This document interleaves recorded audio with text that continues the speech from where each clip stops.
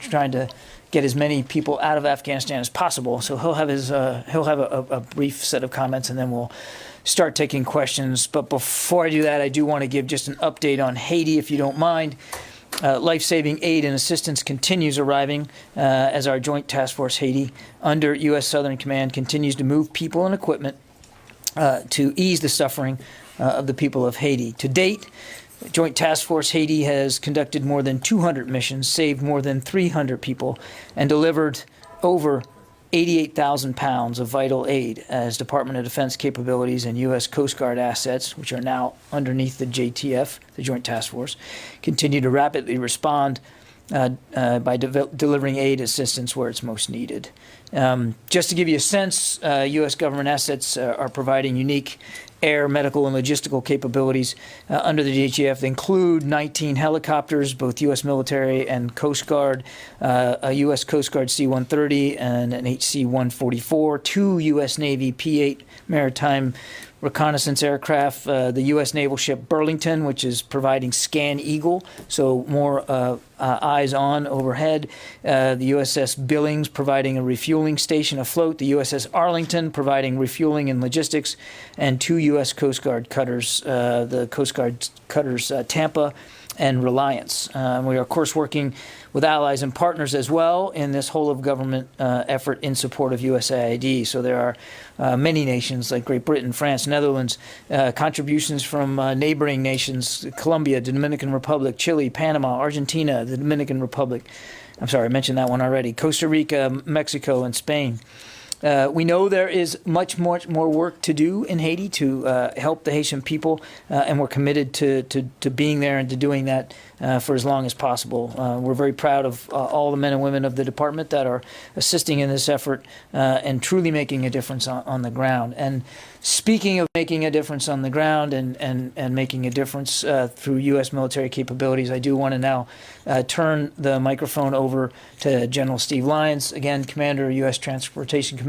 He'll have some opening comments, and then we'll get to Q&A. I will come back to the podium and monitor the Q&A.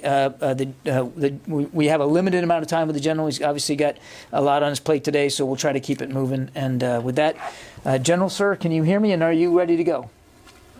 John, I got you. Can you hear me okay? Yes, sir. Loud and clear. It's the floor is yours, sir. Hey, thank you, sir. Hey, I'm pleased to join you today, as well as the press, to talk about Transcom's role in this monumental logistics effort supporting non-combatant evacuation operations. I just would say that from the time Transcom received orders to commence deployment, the initial elements were airborne in less than 3 hours. These forces were critical to quickly secure the Kabul International Airfield. Simultaneously, we commenced support to NEO operations and continue around-the-clock operations to ensure the safe evacuation of American citizens, our Afghan friends, and those cleared by the State Department. I'm just reminded that the United States is the only nation capable of rapidly deploying forces and providing nonstop airlift operations at this scale. I'd like to specifically highlight the role of our outstanding air component, the Air Mobility Command, led by General Jackie Van Ovost. Air Mobility Command continues to operate the C-17s you see in your news footage. Less visible but equally important is their contingency response group operating at the Kabul airport, and a multitude of other forces providing en route support. This incredibly dedicated team of Air Force professionals is the best in the world. I did have the opportunity this week to speak with the crew, call sign Reach 871, the C-17 flight that carried the 823 Afghans from Kabul to safety. The iconic photo of hundreds of Afghans on the floor of a C-17 illustrates the desperation, fear, and uncertainty of the Afghan people, but also the life-saving capability and compassion of our military members. These Herculean efforts underscore the United States' commitment to our Afghan allies and provide them an opportunity for a new beginning, a safer life, and a better future. To be clear, this is a global effort. I want to thank our many, many coalition partners. We could not be successful without the more than 24 like-minded nations that expand our global logistics network by providing important access and transit centers. And finally, I want to acknowledge and thank our industry partners who routinely provide airlift and support of defense needs.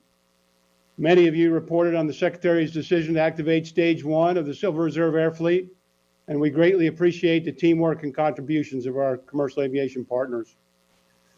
Let me just close by saying that for me, like all of our veterans who served in Afghanistan, this mission is very personal. I assure you that we will not rest until the military is complete, the mission is complete, and we have evacuated Americans who are seeking to be evacuated and as many Afghan partners as humanly possible. I could not be more proud of the TRANSCOM team, our relationship with U.S. Central Command, and our contribution to this vitally important effort. And John, I'll be happy to take any questions the press may have. Thank you. Thank you, General. We'll start with Bob Burns, Associated Press. Thank you, General. Yeah, this is Bob Burns with AP. Thank you very much. A couple of questions. Currently, what is your maximum capacity for airlifting out of Kabul Airport in terms of the number of people you can get out in a single day based on the aircraft and crews and so forth that you have available to you as of today? And the second question is regarding fuel. I'm wondering if you could describe how you're managing to keep sufficient fuel on hand at the airport given the limitations of that facility. Thanks. Yeah, Bob, thanks for the questions. Let me take fuel first. We do manage fuel, and we intentionally do not take fuel on the ground. So we make sure we have enough fuel to go in and go out without taking fuel on, so we don't stress the logistics posture there. And if the legs are longer coming out, we'll provide aerial refuel en route if necessary. We had last 24 hours, as you saw on the news, more than 10,000 evacuees moved. I'm very, very confident that we'll sustain that effort and improve that effort, to be honest with you. My commitment is to ensure that airlift is never the constraint in this operation. And as you know and appreciate, and I've seen your reporting, I mean, airlift is extremely important, but critical to the throughput is also ground operations. And we're trying to synchronize that as we go. But we are clearly razor focused on clearing the Kabul International Airport of every evacuee that can move. Tara? Thank you for doing this, General Lyons. Could you talk a little bit about the threat that your aircraft are facing as they fly into and fly out of Kabul? We've seen a French cargo plane have to shoot out flares as it was taking off. What are your crews preparing for, and can you put this in context of other threat environments that your cargo aircraft have had to fly into over the last couple of years? Yeah, thank you. I mean, the threat is significant, as you know. I won't get into details. We're closely aligned to CENTCOM and other agencies on threat reporting and potential threat to airlift operations. I would just say, as we watch that, our crews are the best in the world. That machine, the C-17, is the best in the world, and I'm confident that we're taking the right measures to mitigate the threat, and we're connected to the right sources and taking the right kind of measures. And I'll probably leave it at that for good reasons. And ground operations. We were discussing earlier today at the briefing about just the 1 hour on the ground quick rotation. Can you talk about how you're managing that, how the planes and the crews are managing that? Yeah, it's quite remarkable. We've got a number of planes in the system, but we have twice as many crews. And the idea is to keep those planes moving all the time, either by extending the crew day or preferably by swapping crews and keeping the iron in motion. And so there's a very tight detailed management system to do that. Critical to that, of course, is what you mentioned, which is ground time.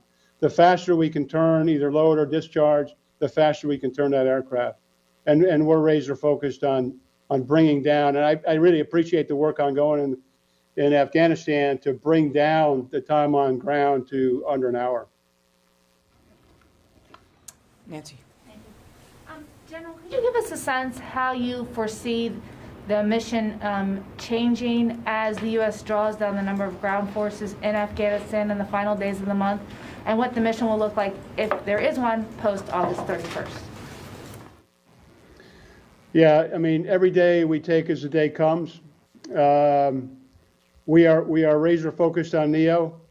We know and are linked very closely with Central Command on potential operations to close out the mission by the 31st. That was the direction given by the President, and we're committed to do that. And my commitment is to ensure that airlift is never the constraint to execute those operations. and we're well synced with Central Command. Have a great relationship, great teamwork, and so I think we are pushing the limits to do everything we can to get every single evacuee out of Kabul. But just to clarify, do you foresee fewer flights in the, say, the 28th, 29th, 30th, 31st of the month as there are fewer ground forces presumably in Kabul? Well, I prefer not to get into numbers of flights by day. I would not say that we're going to let up. We're not going to let up, full accelerator. We're not going to let up. As long as there's a mission to be accomplished, we'll be out there. I forgot to ask you to introduce yourselves because the general can't see you. So, Courtney. Hey, General Lyons. This is Courtney QB calling. This is Courtney QB from NBC News. You said that you're pushing the limits. Can you just explain a little bit more what you mean by that when you say you're pushing the limits to get as many people out? And then are you able to kind of give us like a big picture look at how many C-17s and C-130s out of the total Air Force fleet are dedicated to this mission right now, out of the entire U.S. military fleet? Well, all mobility resources are focused on this effort. There's a number of ways I could cut the numbers that might not be helpful to you, to be honest.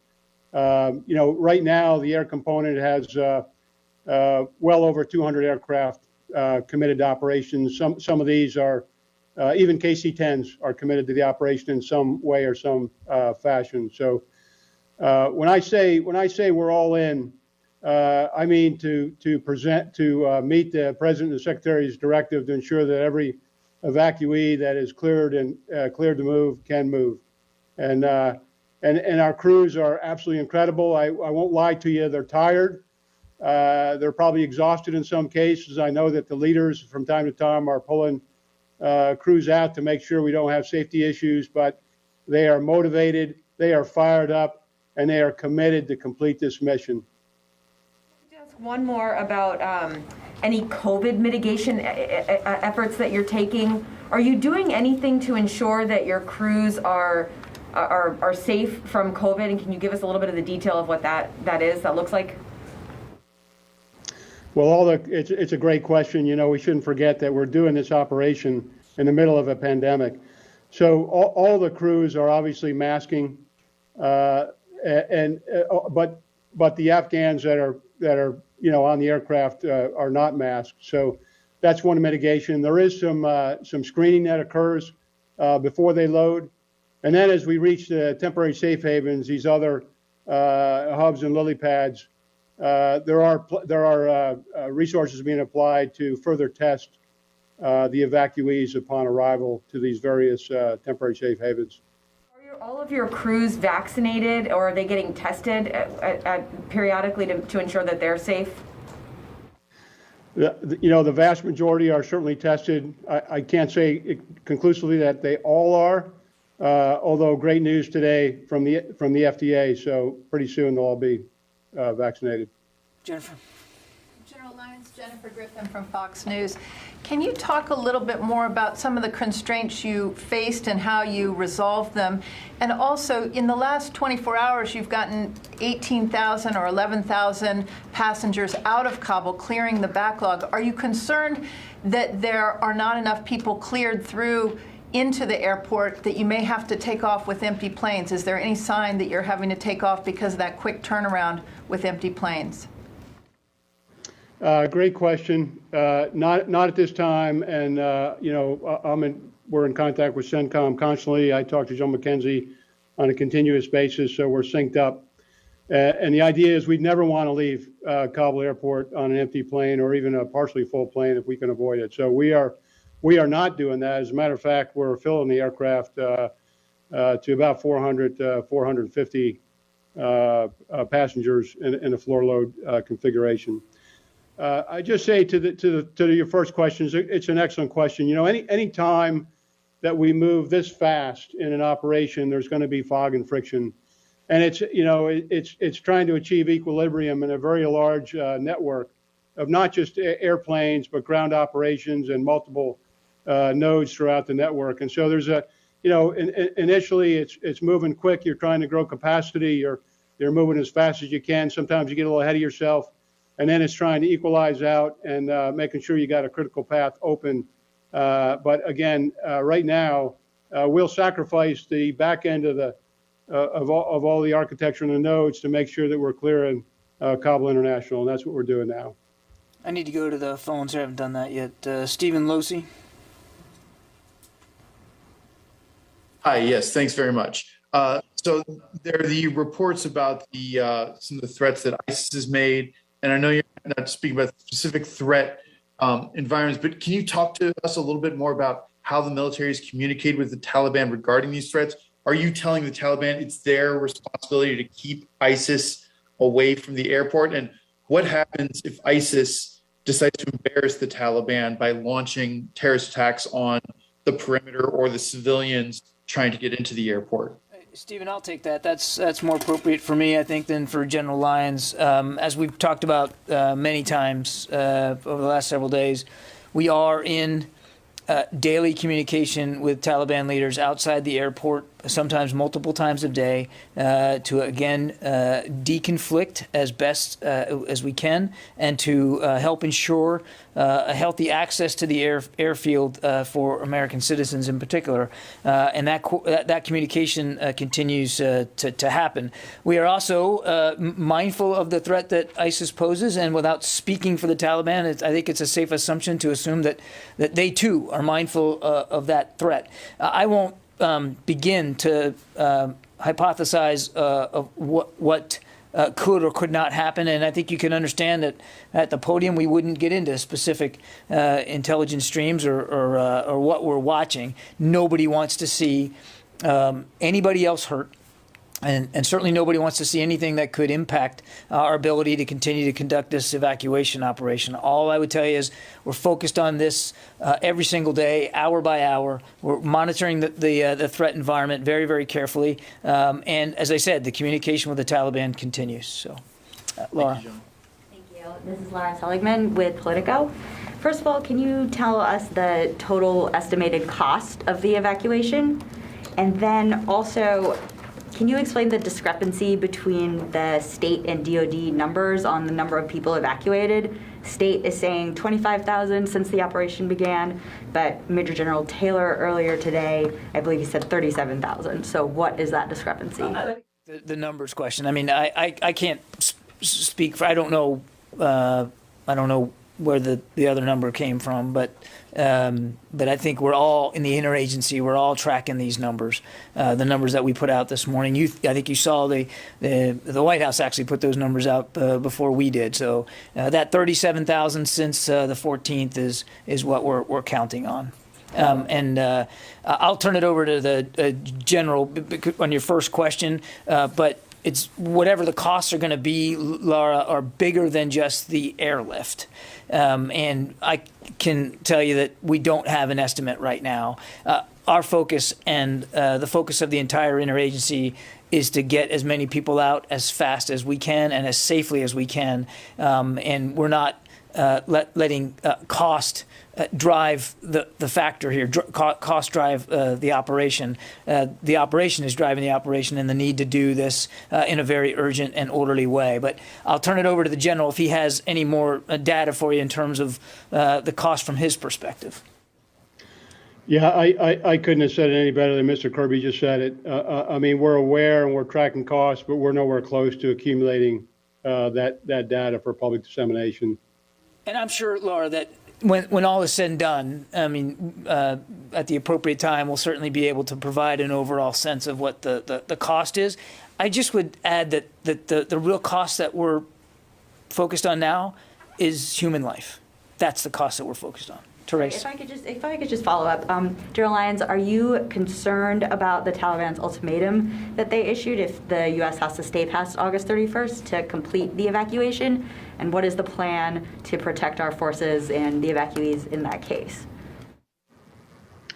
Well, again, as I said, you know, we watch all risks and threats very closely. And, you know, I would defer to U.S. Central Command on most of the parts of those questions. We're in direct contact with them regularly, continuously.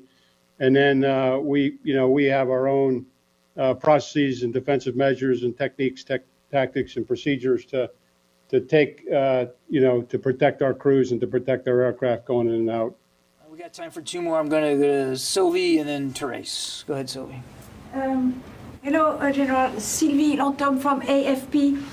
Can you speak to us about the cooperation with the Turkish forces at the airport? What kind of relationship do you have with them?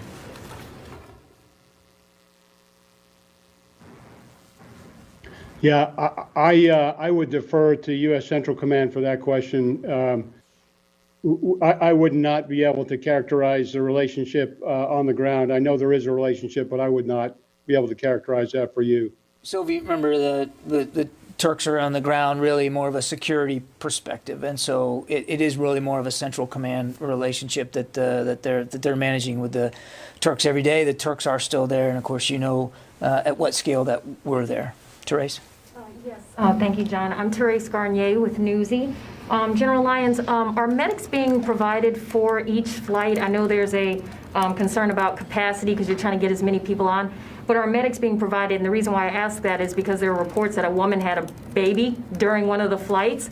And so do you have medics that will be on board that will be able to handle any sort of emergency situations that may come up if someone has a baby or, falls and gets sick or something in that instance? Yeah, it's a great question. We do not have medics on every flight. There is a medical screen as part of the screening and boarding process, but I'll confess to you that many people would have to self-identify any kind of medical issue. Really exciting. I mean, I really appreciate the news reporting on the baby being born as that flight came into Ramstein. Matter of fact, there's actually been more than that. So it's just an incredible operation ongoing. Just impressive work by our great airmen. All right, so Follow up? More than that. Yeah, what did you mean by that? I'm sorry? What did you mean by more than that? More than one baby? How many babies? So they're asking if there were more than one baby.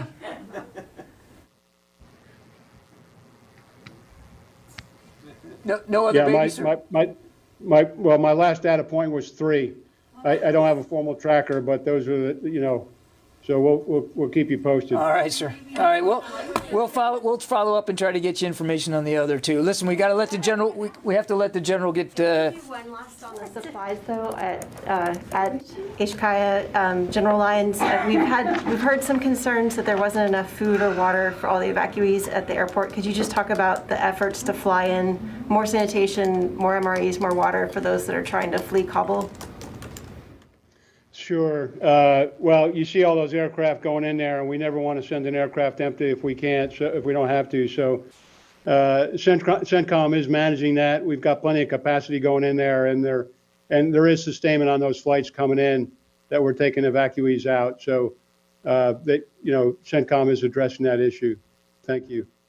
General, we're going to let you go unless you have any closing thoughts, anything that you might want to just hit at the end here. Well, John, I just again, thanks for being part of this today. But again, how proud I am of our mobility airmen just operating around the globe. It's just impressive to see, and everybody is just in this all in, rowing as hard as we can, and we're going to make this happen. I'm absolutely confident of that. Thank you, General. Thanks for your time today. Thanks, everybody. We'll see you back here mid-morning tomorrow. Thanks very much. Do you have any updates on the evacuation since this morning? I don't. No, I please. We cannot ask any questions? Sure, you want to? Yeah.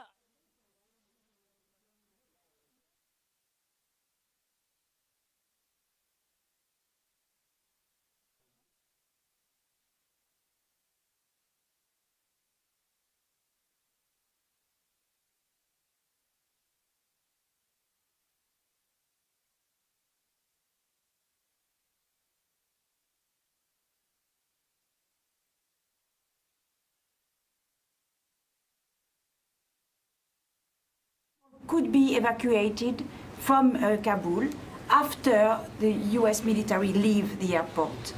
So who would be secure? Who would secure the airport? The Turks, I don't- How would it work? I don't know, Sylvie. My point was simply that it's certainly possible that the airport would maintain operations going forward. I mean, that would be for local authorities to figure out, but it is certainly possible that commercial traffic and charter traffic can still flow once the U.S. military mission is over. I couldn't speak to that with great specificity because that would be beyond what we're doing. But I just was making the point that just by virtue of the United States military leaving doesn't mean that everybody else is going to leave and not continue to fly aircraft out of there. That's all. That's all I was saying. So it means that you would count on the Taliban to accept that people would leave. It's not us counting on the Taliban, Sylvie. We have a mandate to continue to conduct this evacuation until the end of the month. You heard the general. We're focused on that. That's the goal we're shooting for. Beyond that, when there's no U.S. military mission there, I'm not able to speculate or hypothesize of what that would look like. All I was saying to Courtney's earlier question was, it's possible that other carriers and other aircraft would be able to take off and land out of Hamid Karzai International Airport. Regarding the incident outside the North Gate at the airport, we've heard reports that actually American gunfire caused the injuries of the Afghans. Yeah. Can you confirm that? I cannot. I've seen similar reports. I think it's really important, Wafa, that we let the people on the ground get their best estimate and idea of what happened, and that we don't try to do the forensics here at the Pentagon. Fluid situation, dynamic situation, serious threat environment. Our troops have the right to defend themselves.